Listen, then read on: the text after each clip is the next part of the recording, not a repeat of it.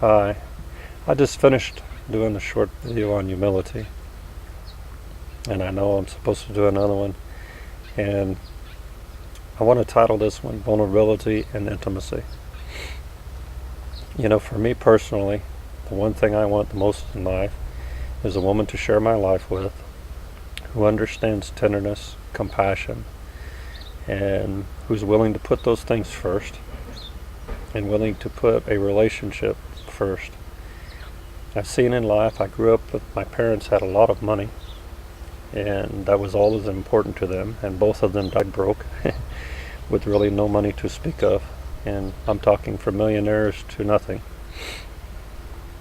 And they got to learn the hard way that the money really doesn't matter, and all the material things that we try to surround ourselves with really doesn't matter. When it comes down to it, your intimacy with the people that you love is the most important thing, your family. And a lot of times our blood family doesn't understand, or they reject us. Excuse me. And we find a spiritual family, and this message today is for those of you out there that are being drawn and becoming a part of my spiritual family.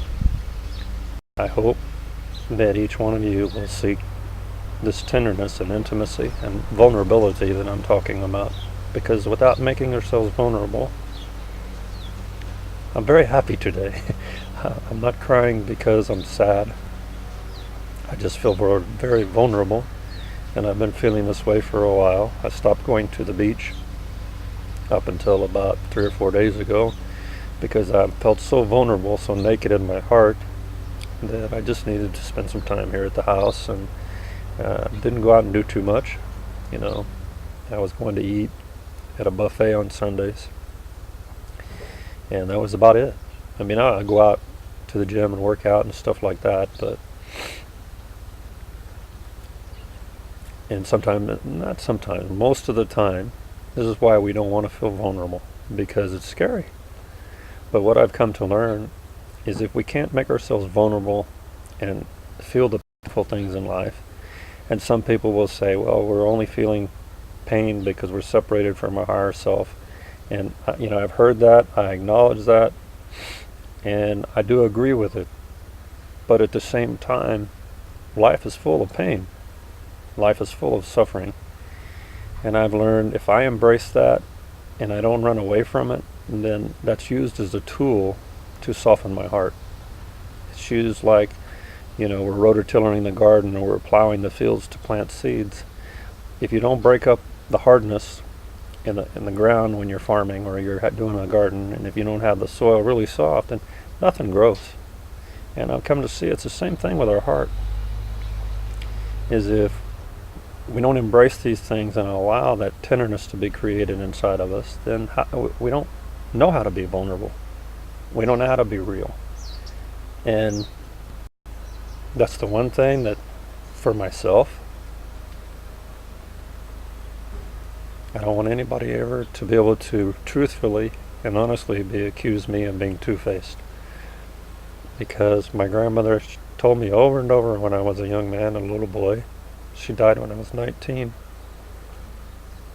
She told me, son, if you give your word, you keep your word. Because if you don't, you have no honor. And if you don't have honor, you have nothing. Well, above all else in life, keeping my honor and integrity and never compromising the heart of compassion is more important to me than anything else. As people who are really close to me would tell you, I honestly would die before I would give up my honor and my integrity. And I'm not talking about anything to do with the ego. I'm talking about the true treasures of the heart.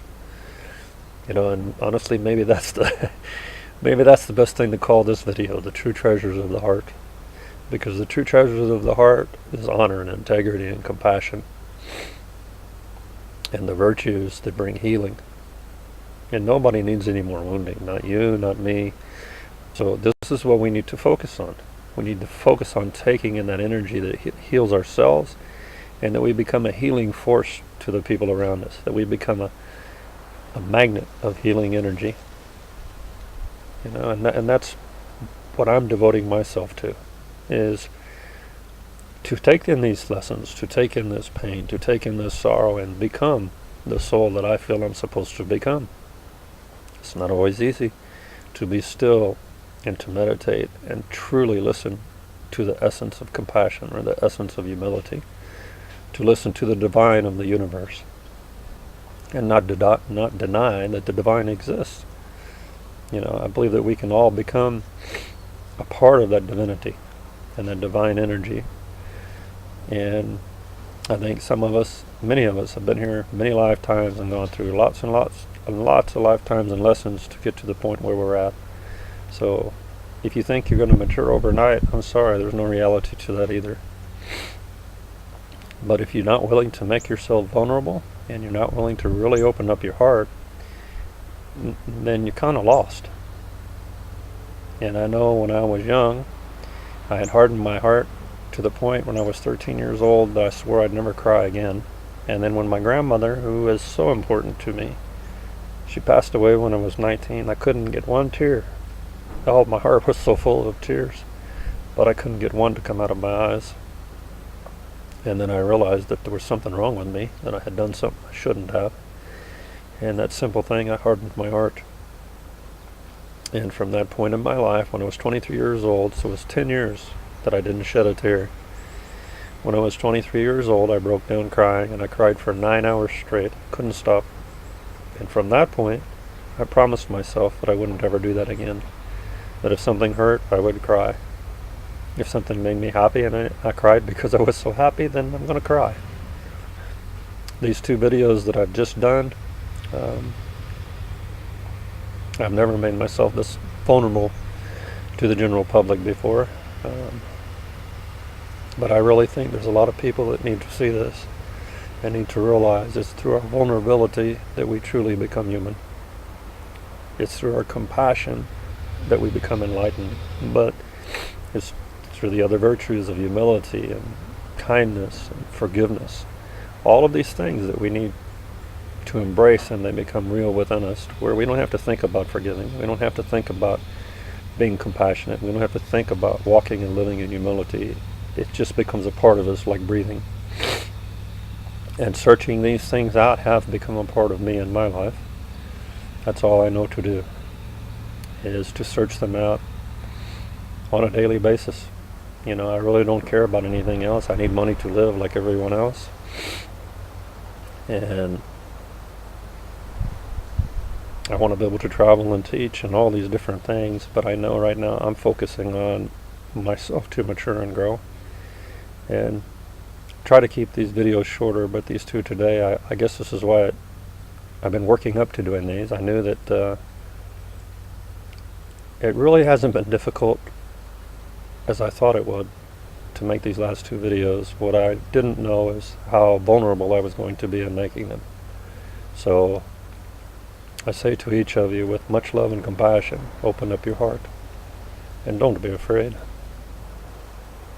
It's only through opening up our heart that you're ever going to feel what life is truly about. And it is about love and compassion. And the expression of that, we first have to forgive ourselves and forgive others. And I want to encourage each of you to become the best person that you can, to become that supreme being of enlightenment.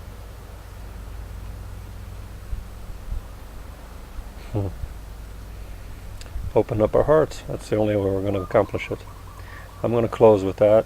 And again, mahalo, which means thank you.